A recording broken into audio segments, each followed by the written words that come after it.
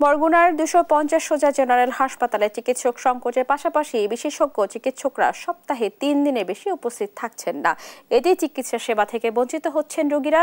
এই নিয়ে আরো জানাতে যুক্ত হচ্ছেন সহকর্মী রিয়াজ আহমেদ মুসা। যেমনটি বলছিলাম, চিকিৎসকেরা বেশিরভাগই অনুপস্থিতি থাকছেন। চিকিৎসকদের অনুপস্থিতির পেছনে কি কারণ দেখানো হচ্ছে, বা হাসপাতাল কর্তৃপক্ষ বা স্বাস্থ্য বিভাগের পক্ষ থেকে এই বিষয়ে কোনো পদক্ষেপ নেওয়া হয়েছে কিনা বা জানাবেন?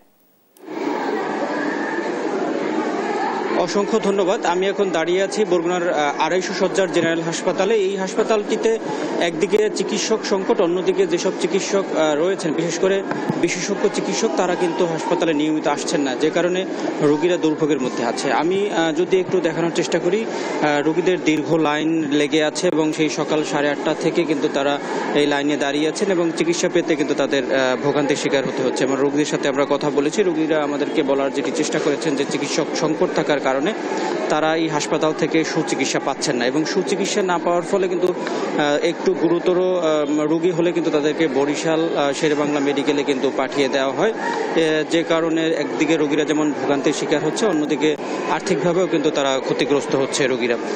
সর্বোপরি আমরা এই হাসপাতালের যিনি তত্ত্বাবধায়ক রয়েছেন তার সাথে আমরা কথা বলেছি। তিনি আমাদেরকে বলার চেষ্টা করেছেন যে চিকিৎসক সংকট কাটানোর জন্য তারা ঊর্ধ্বতন কর্তৃপক্ষের সাথে বারবার কথা বলেছেন, কিন্তু সেই কথা বলেও কিন্তু সেই চিকিৎসক সংকটের যে ঘাটতি সেটি কিন্তু পূরণ হচ্ছে না।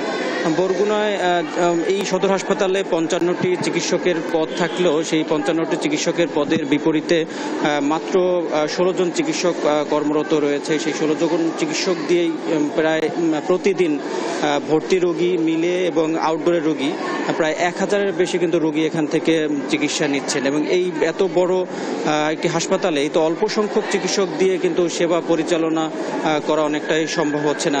আমি যদি একটু দেখানোর চেষ্টা করি, এটি হচ্ছে 209 নম্বর রুম। এটি হচ্ছে আবাসিক সার্জন ফারহানা মাহফুজ, যার বিরুদ্ধে একটি অভিযোগ রয়েছে। তিনি দুপুর 12টার আগে হাসপাতালে আসেন না।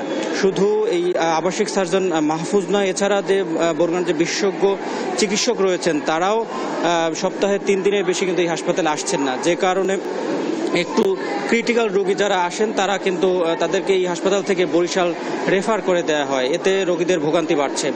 আমরা হাসপাতাল কর্তৃপক্ষ এবং এই বরগুনার সচেতন যে নাগরিক রয়েছে তারা আমাদেরকে বলার চেষ্টা করেছেন যে মাসে 15 থেকে 16 দিনের বেশি এইসব চিকিৎসক এইখানে না এসে মাসের পুরো বেতন কিন্তু তুলে নিচ্ছেন। এটি একটি অনৈতিক কার্যক্রম, এবং এ ব্যাপারে কিন্তু হাসপাতাল কর্তৃপক্ষ অনেকটাই নিরুপায়, এবং আমরা আমাদের সাথে অসহায়তা বোধ করেছেন যে হাসপাতালে চিকিৎসকদের নিয়মিত উপস্থিতি করাতে কিন্তু তাদেরও বেগ পেতে হচ্ছে, এবং এই হাসপাতালে তারা নিয়মিত না আসার ফলে রোগীরা কিন্তু নানা সমস্যার মধ্যে পড়ছেন।